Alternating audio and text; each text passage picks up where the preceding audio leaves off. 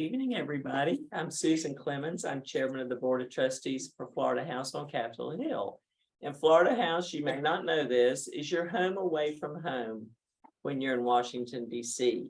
Our mission is to champion, celebrate, and connect with Floridians. And tonight we are honoring a Florida author and an independent bookstore, which we support throughout our book club. Katie Koch. Katie. Hello. From Writer's Block.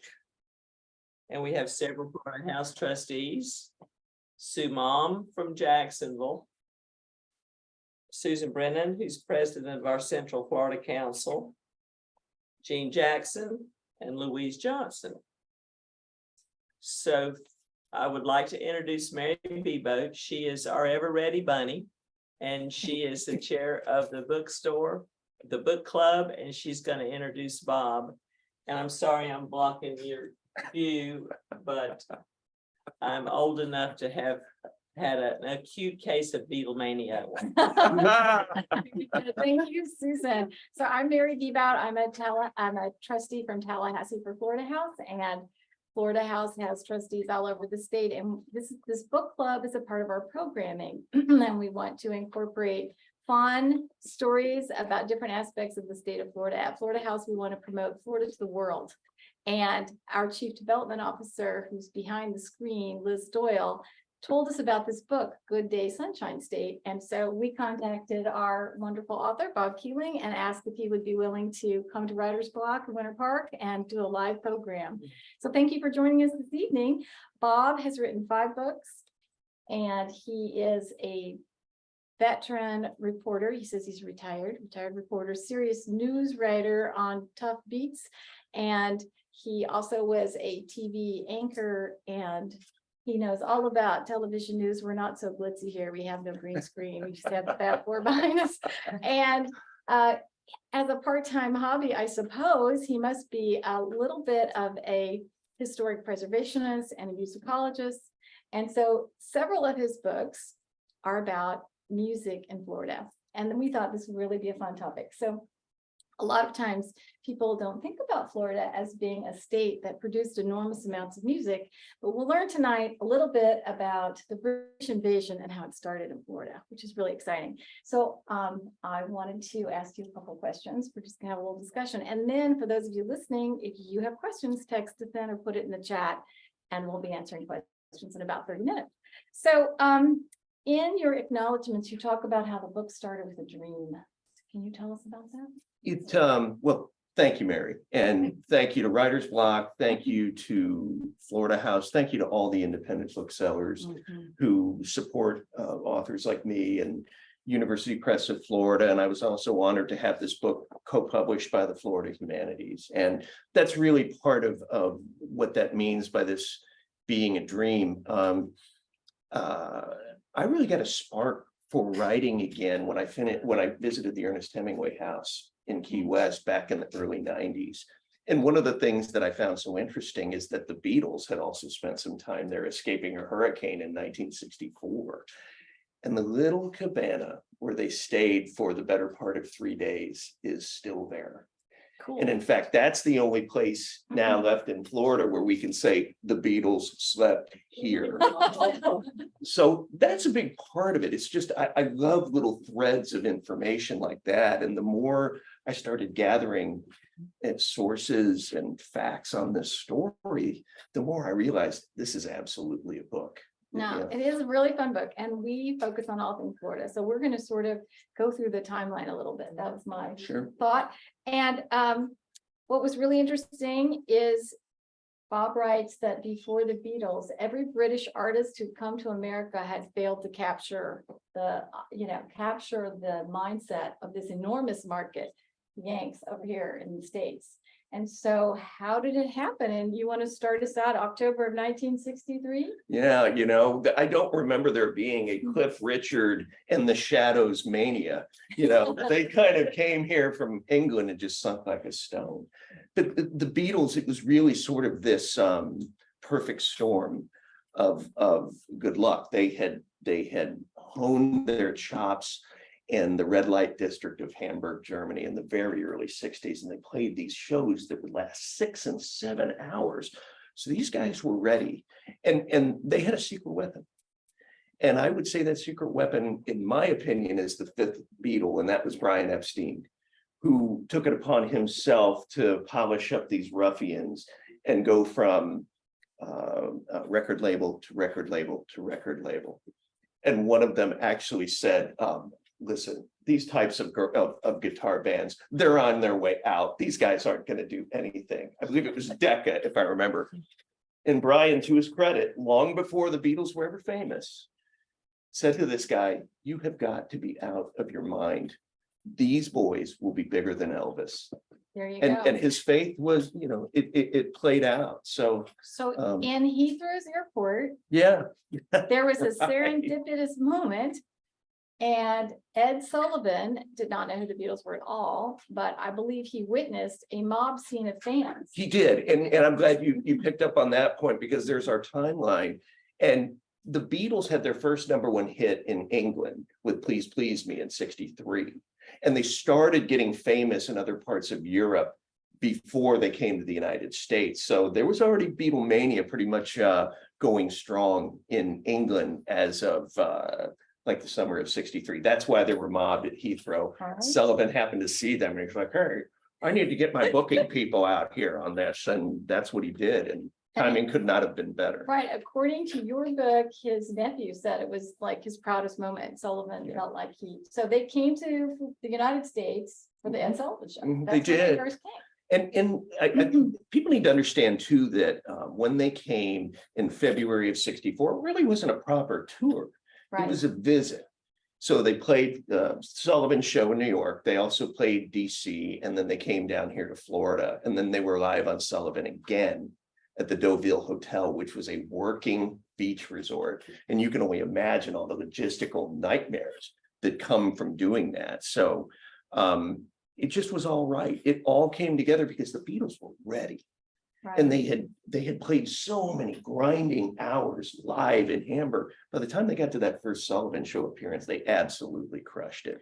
And by that time, I Want to Hold Your Hand had been released in the United States. By Christmas, it was already way up in the charts. By January, it was the #1 song in America, and they come to Florida in February. They do. So it was just a complete mob scene. But there are what's really fun about the book is that it is, I told Bob, it's part musicology, part historic preservation, part oral histories. He has a lot of just ordinary Floridians who talk about their time, but my favorite is hearing about the security guard who is in charge of taking care of the Beatles when they first land. Okay, so one story I'll tell real quickly Sure. is that Ringo Starr was afraid of sharks and he wore a life preserver on the plane coming to Right. Miami, which is right? No lie, And no lie. people had never seen palm trees. I mean, it really was something. But then why don't you tell the story about the security guard? Oh. Because that's really great. It's just like, how much time do you have? Buddy is Right. just like right out of central casting. And this poor man, yeah, he's the sergeant on the Miami Beach Police Department, and he works overnight. So he's going to get notified that he's going to be providing security for this band, and he gets this knock on the door, and it's the middle of the day. And of course, he's like a vampire, sleeping by day and working by night. So he grouses out of bed, opens door, and it's one of his co-workers, one of the policemen going, okay, you're going to provide security for the Beatles. And he's like, what the hell is Beatles? What are you talking about? Right. Why are you waking me up? And this guy was wonderful because he's the father of 3, and he just had this perfect balance of temperament and sense of humor. So he could be their protector, their big brother, their uncle, takes them out on a cruise, and he starts saying, now look, boys, this is not going to last. So you need to get yourself a good attorney and put that money away because you're a flash in the pan. I'm sorry to tell you this. And oh yeah, but okay, we'll do that, So that was just one of the stories. He was great. So when they landed in Miami, the Miami airport was besieged with fans. It's way before 9/11. No, you call it a smashing welcome. Why would you Indeed. say that? Well, I mean, there were kids pressing against these jalousie windows in the terminal to try to get a view of the Beatles. And one of the people I was lucky enough to interview was Larry Kane, who's this iconic reporter who was actually on the tarmac waiting for the Beatles. And he starts hearing these loud crashing sound, looks over at the kids have knocked the windows, the jalousie windows out from the terminal. And he starts to realize, wow, okay, there really is something to this. And so, yeah, that was the smashing welcome that they got. And they were just at the airport and gone in a very short amount of time, but they made quite an impact. Yeah, literally. And so this Larry King man was pretty young, He was 21 years old. and he was assigned to the story, and was he excited about No. that? Yeah. No, he's like, who are these guys? You know, because again, who are the Beatles? And there was no British invasion yet. You have to remember that too. So they were so unique in that aspect. And Larry is a hard news guy. And he's covering, you know, the flotillas coming from Cuba, and he's covering civil rights in the state of Florida. And, you know, the Beatles were kind of a boy band before people knew what that was. But Larry kind of was tuned into that. And he was like, oh, God, what am I doing here? Right, what a waste. But then all of a sudden, he very astutely starts to see what a cultural phenomenon they are. And it's funny too, because I was lucky enough to interview the entire Life magazine crew that covered them as well. And Gail Cameron, the correspondent who was with them ever since New York, gets thrown into this limo, and this stranger gets thrown on top of her, some guy named Ringo. And she realizes she's been lifted out of her shoes by a policeman who's trying to protect her. And she's, oh my God, where are my shoes? And Ringo, we'll get the shoes, love. We'll find the shoes. So just, I love those kinds of stories. And you see the impact of all the people around them, from the security guard to the Life magazine team, to all of these iconic photographers who were there as well, capturing them. So Valentine's Day, 1964, they're in Miami. And by this time, I think their record had made it to #1, Did. the album. So not only the #1 single, but now you have the #1 album. And very clearly, Bob kind of mentions all the places in Miami that the Beatles went to, which was a lot of fun, lots of different bars. We might have some trustees in Miami who went to the Ed Sullivan Show. I don't know, it's possible. And then he had the live show. They saw other kind of stars. It was really quite a fun romp. But you want to talk about some of the songs that have a Florida tie that were associated with that. They had just come from Paris. Absolutely. And they wrote a lot of Hard Day's Night there. Yep. And then according to John Lennon's Twitter account, they actually wrote 3 songs while they were in Florida. Which is really exciting. It is. And I've come to the conclusion that at least 2, I know You Can't Do That was one of them that he played lead guitar on, which was very rare because George was the lead guitarist. And I think my most favorite ballad of theirs was also written in Miami Beach, was If I Fell. Yes. Because the lyrics are on a Valentine's Day card. So those are 2 of the songs I'm quite sure were written there. So I really like the story that Bob tells about them being on a yacht in Miami, and Paul goes to the piano and starts playing Can't Buy Me Love. He's working on it, he's polishing a song that he'd written in Paris. Can you imagine, you know, and this was before it was released. It was released very shortly after that trip, I think. It was, and it rocketed to #1. Immediately, right? And that's the amazing thing when you think about it, is how in the world did these guys find the time to be creative, being in this vacuum of just madness going back and forth? But at least when they got to Florida, they did have a chance to have a holiday after they appeared on Sullivan. So they went to New York, and then DC, then they went back to New York. They came to Florida. And so Buddy was away from his family for a while. And then he got the news that they wanted to stay. They liked Florida so much, they were going to stay. So they wanted to extend their holiday. And Buddy's like, what the heck do I do now? And so he calls his police chief and says, Rock, what am I going to do? And he goes, I don't know. What have you been doing? Keep doing it. And that's just this wonderful, endearing story about him. And after the show was successfully staged, he decided it was time to let his 2 daughters know what he had been doing, because he'd been kind of keeping it a secret from them. And one of them was in middle school. So it was time to bring the Beatles home for their first home cooked meal in America. He had a home cooked meal at this man's house.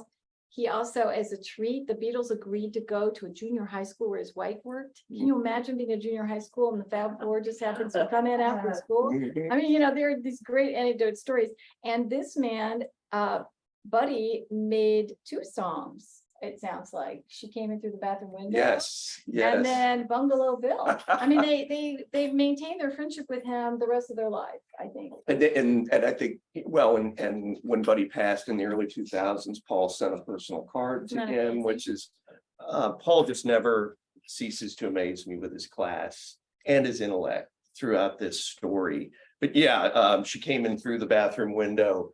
It is a reference to Don Rickles when he's at the club at the Deauville and he looks and he sees the Beatles sitting up front and he carries a mop out on stage. And then he sees a uniformed police officer going, there's people being robbed and there's all kinds of stuff going on and you're sitting there, get a job, cop. So if you remember from she came in through the bathroom window.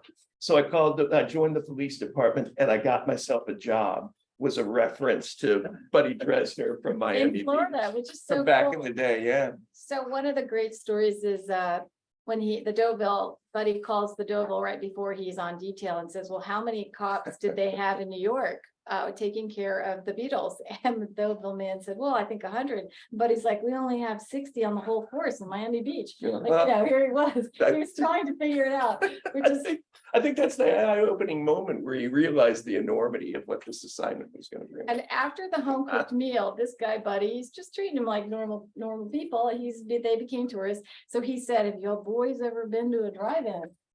And they've never been to a drive-in movie. So he's like, let's Right. go. And the movie was Elvis, right? Right. Elvis in Hawaii. Yeah. Yes. Yep. Leave me in Acapulco or whatever that was. Blue Hawaii, yes, indeed.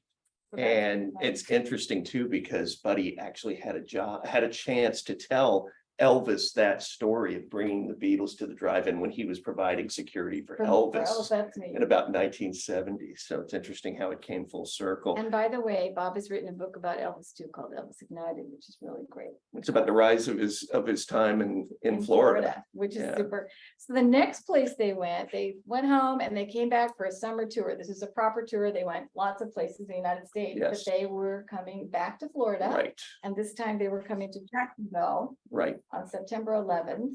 Want to talk about the second, that was supposed to be the second place, but why don't you Right. tell the story about It was it? just a little bit problematic. What had happened was in Montreal on the 8th of September, 3 days before they're supposed to play Jacksonville, Ringo had actually gotten some death threats there.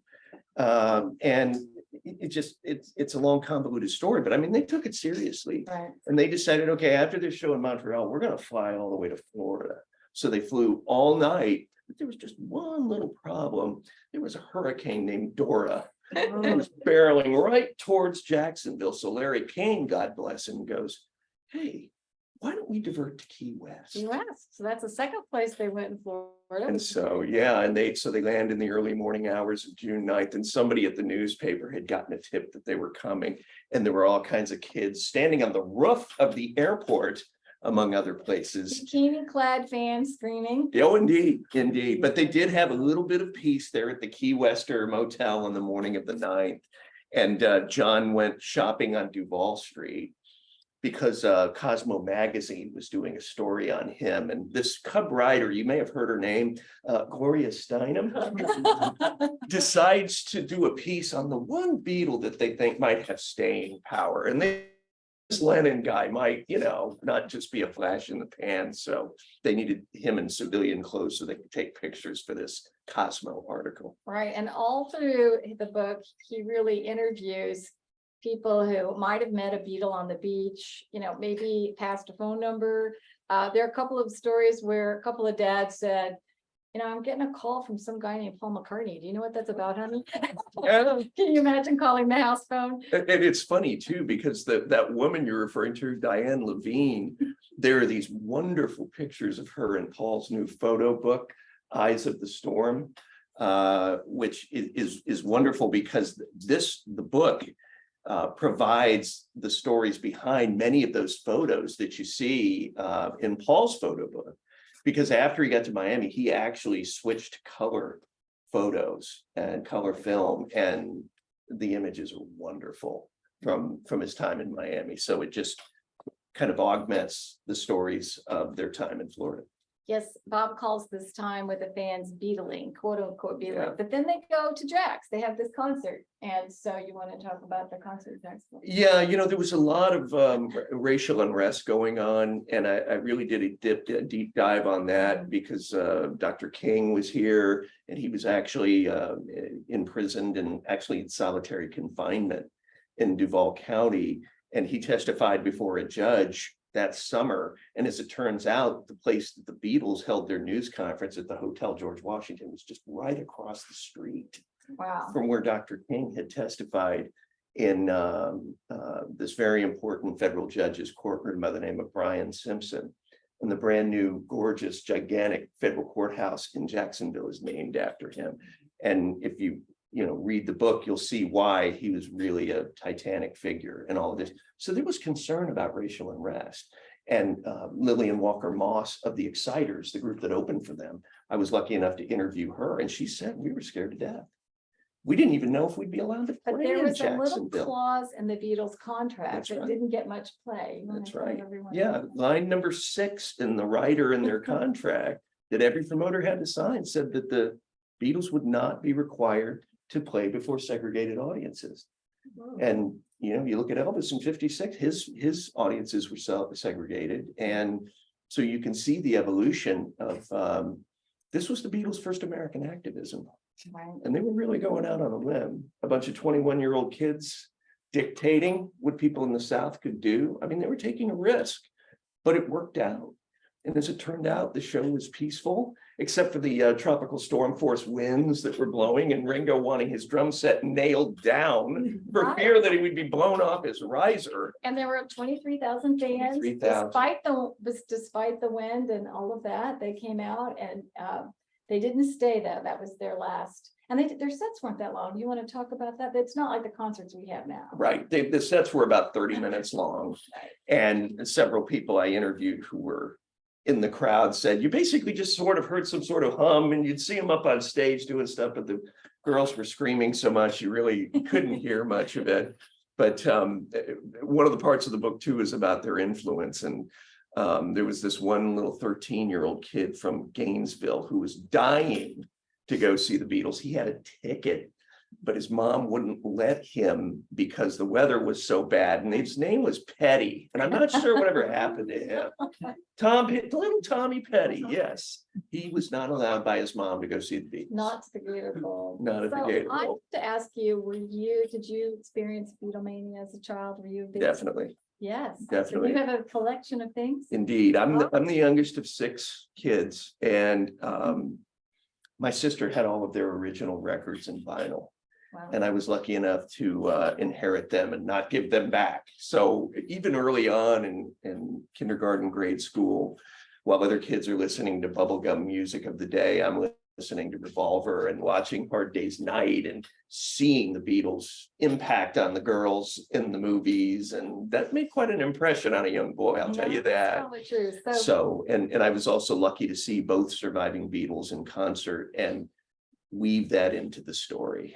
What about the name the Beatles? Did you know as a fan how they came to that name? Well, I knew it It's was in your book, but yeah, it had to do, it wasn't, well, so many people were like, oh, let's stomp out the Beatles like they were bugs, but there was also the reference to being on the Beat Generation, of course, Jack Kerouac having a big tie to Central Florida here, being the purveyor of the Beat Generation. It was also a literary reference as well as being on the beat.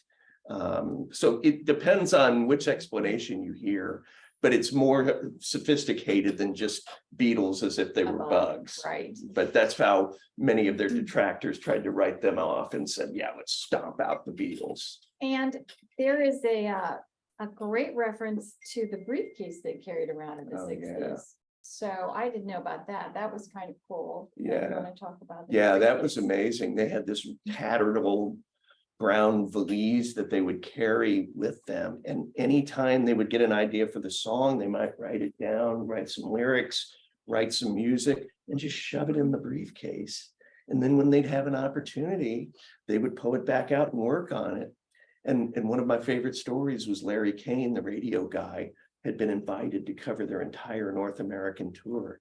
And he was there watching as the boys were huddled on the airplane, working on a new song called 8 Days a Week. Yeah. And Larry's like, I'm listening to it and it's a little slow.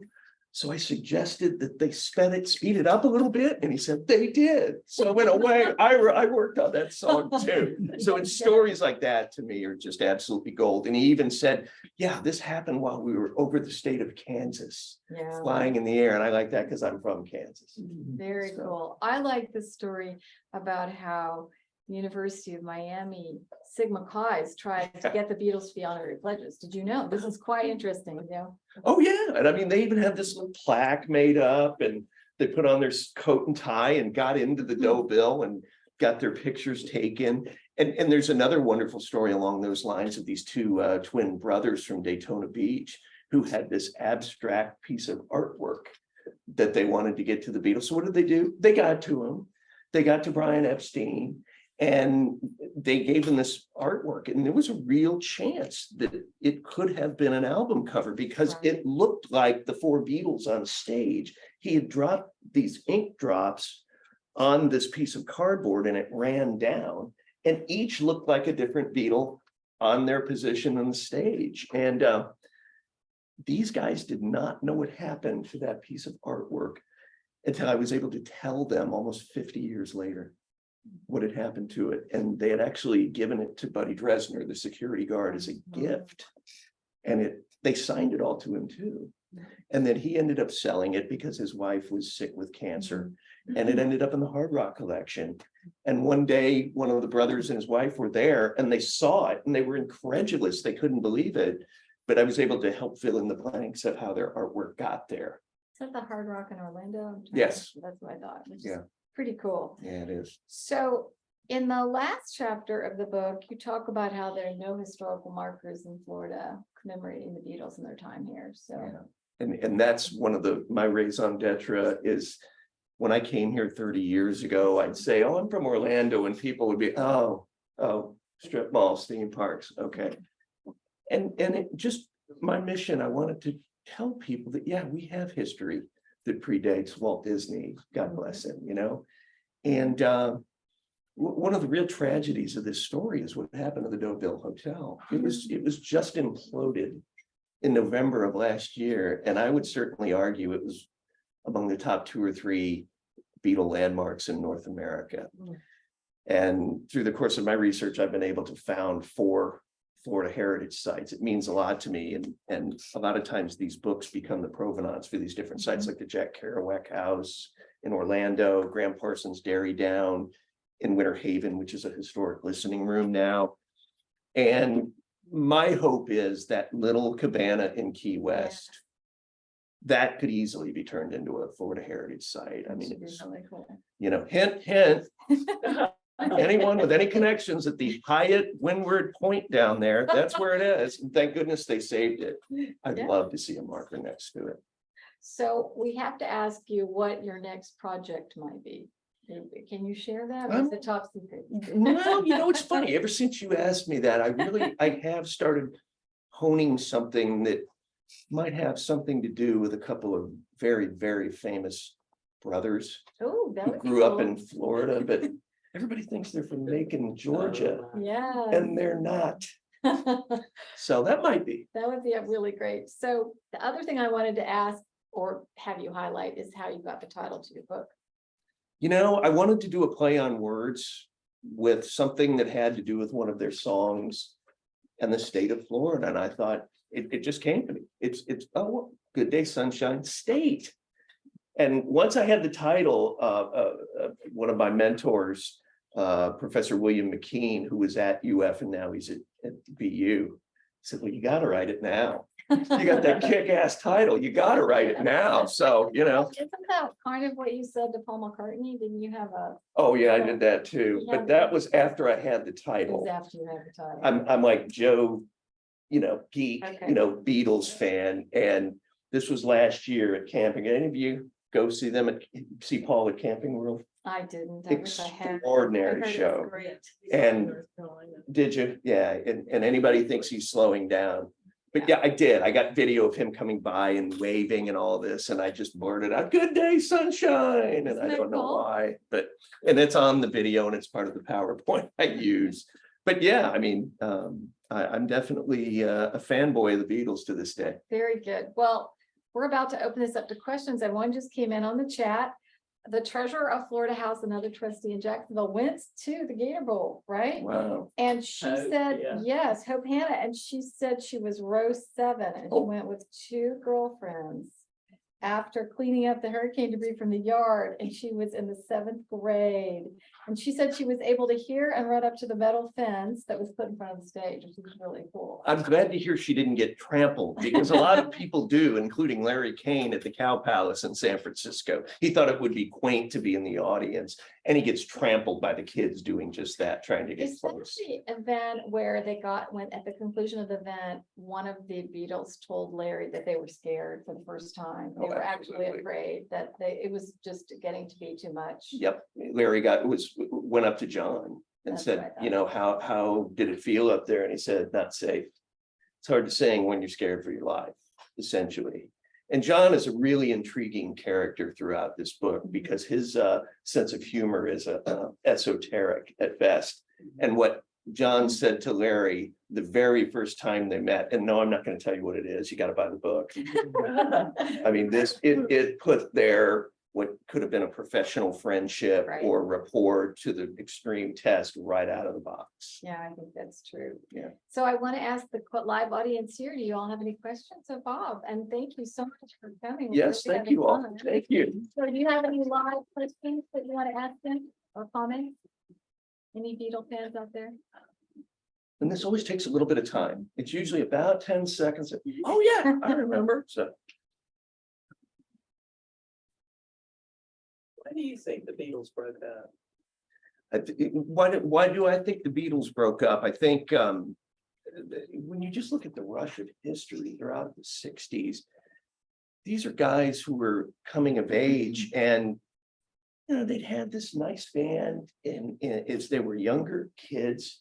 And by the time you get to 69 or 1970, they're pretty world weary, and they've been in that fishbowl, and they were all falling in love.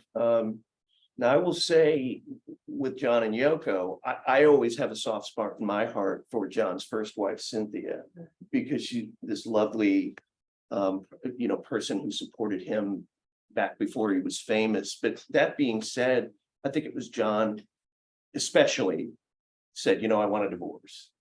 And he was just, and George too, they talked about just what it was like with the constant screaming and the Right. yelling, and it wears on anybody. So I think they broke up just because they were totally different people by the time they were in their late 20s. So early in the book, he talks about how John's the ringleader holding them together, and they had this little routine, and they would say, "Where are we going? Where are we going?" John would say, "Where are we going? Where are we boys?" going, fellas?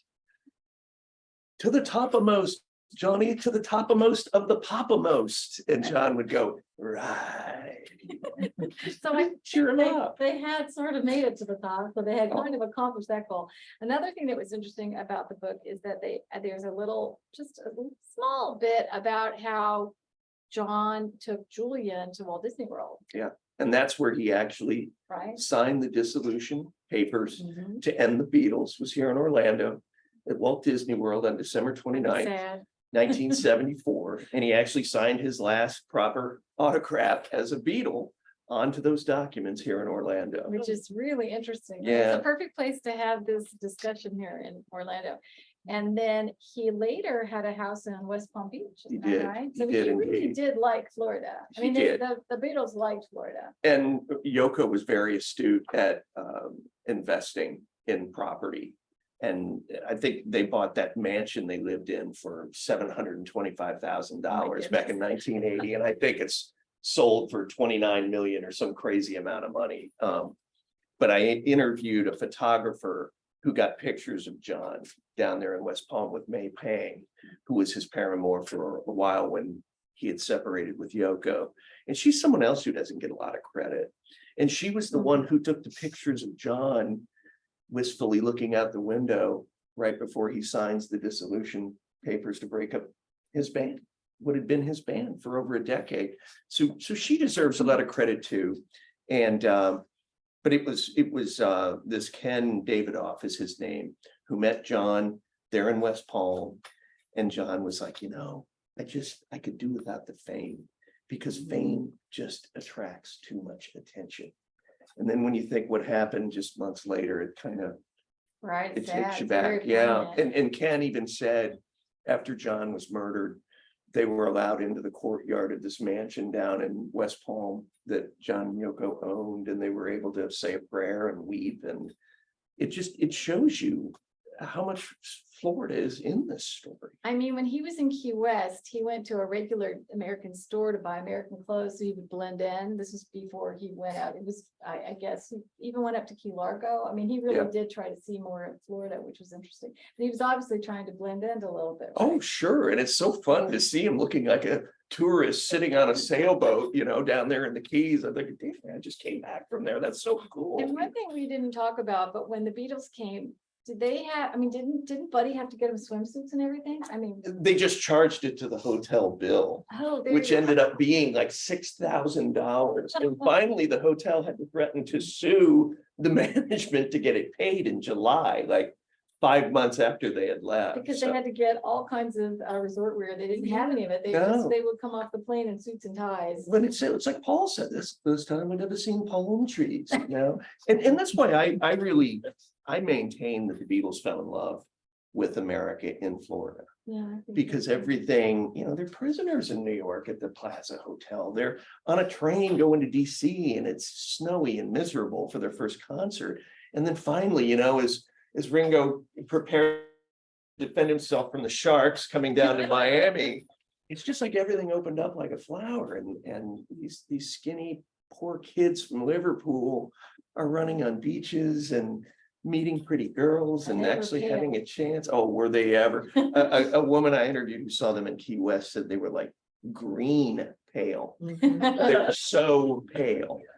And yeah, you think about workaday England and some kids with a dream, and to think that by 1964 they had achieved it to such a level of success is just amazing. Which is really fun. Yeah. So we have a question that is from one of our trustees, Linda Carter, who wanted to know how you found the man of the street folks to interview that makes the book so endearing. It's funny you say that, because a lot of time, well, for instance, there's a website called Meet the Beatles for Real that this wonderful woman named Sarah Schmidt runs, and she's very dedicated to the Beatles legacy. I found out about John Trusty, who was the first guy who's featured in the book and talks about hearing the Beatles for the first time. And Buddy Dresner, his son Barry, actually has a website, buddyandthebeatles.com. Oh my goodness.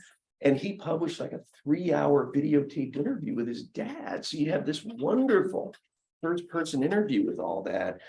In terms of the musicians, Tom Ledden, his brother Bernie, co-founder of the Eagles, I was lucky enough to interview both of them. Those usually took introductions from another musician.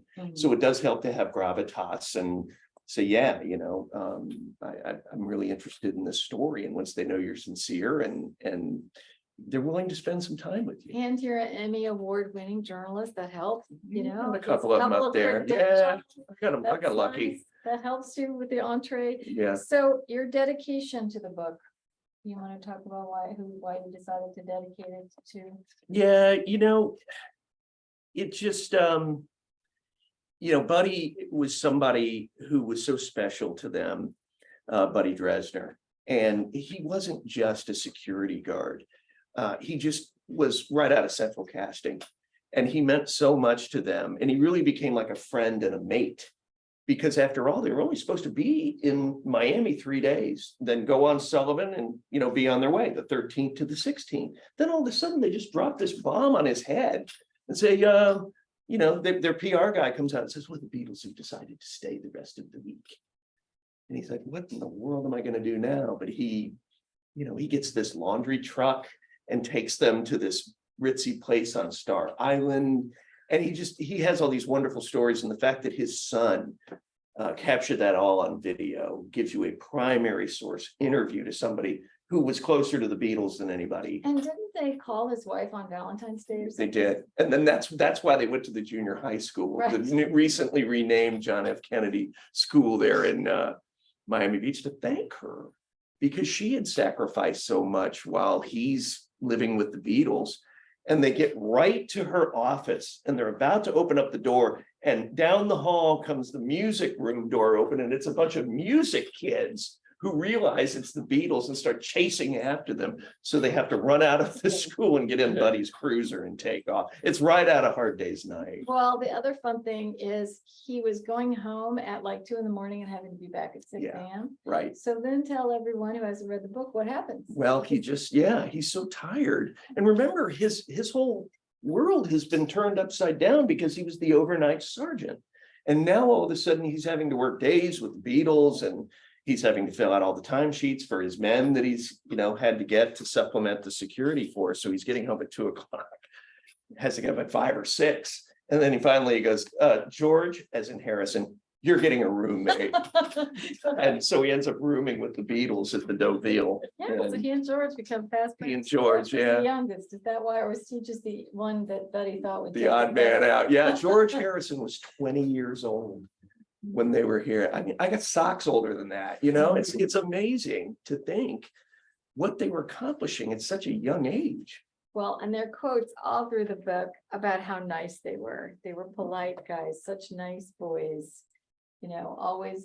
always diplomatic, polite and humble. Mhm. Really, I think it's a nice portrayal of them and their characters. Oh, without a doubt. And I think also because they had worked so hard together to get to that point. This wasn't the Monkees where they threw it together, for some dumb TV show. These were dedicated musicians. And when fame came, they were ready, and they were a real band, and they were tight, and they played well, and their music just kept becoming more and more sophisticated. And there was that competitive play, you say, Oh, yeah. between John and Healthy Paul. and competitive.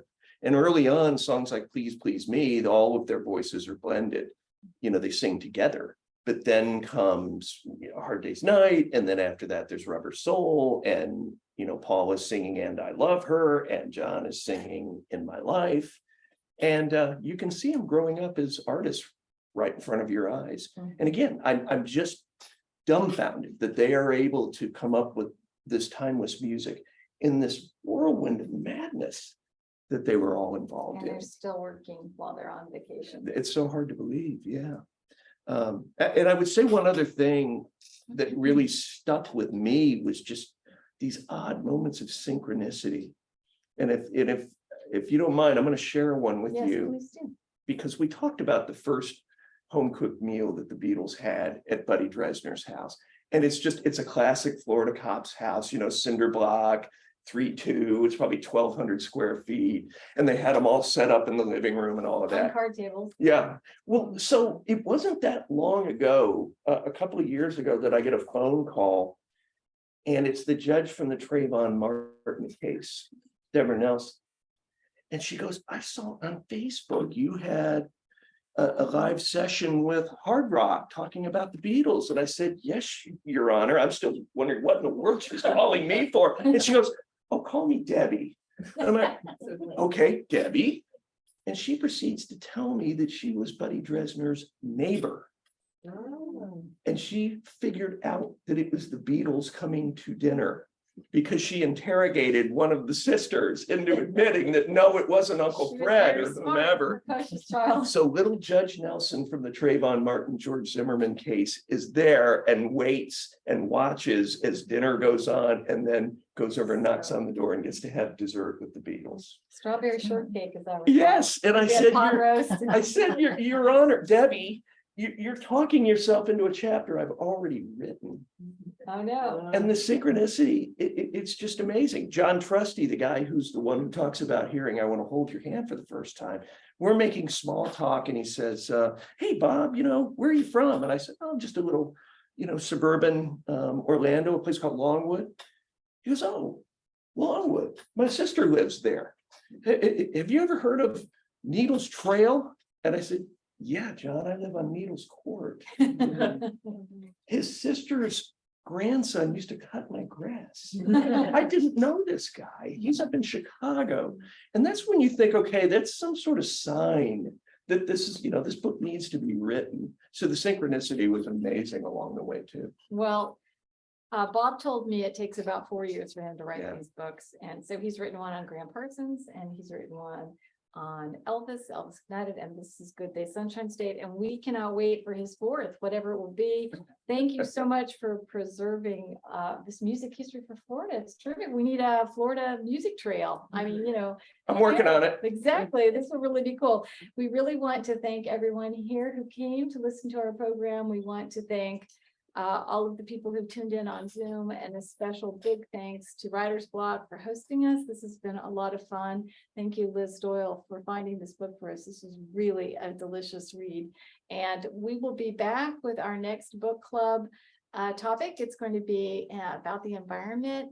We will be over at Sundog Books on September 7th, and we will be discussing Jack Davis's book, The Gulf, The Making of an American Sea, for which he won a Pulitzer Prize. So I hope you all will tune in at that time, or better yet, come to Sundog, come join us, and we'll look forward to seeing you then. Thank you all so very much.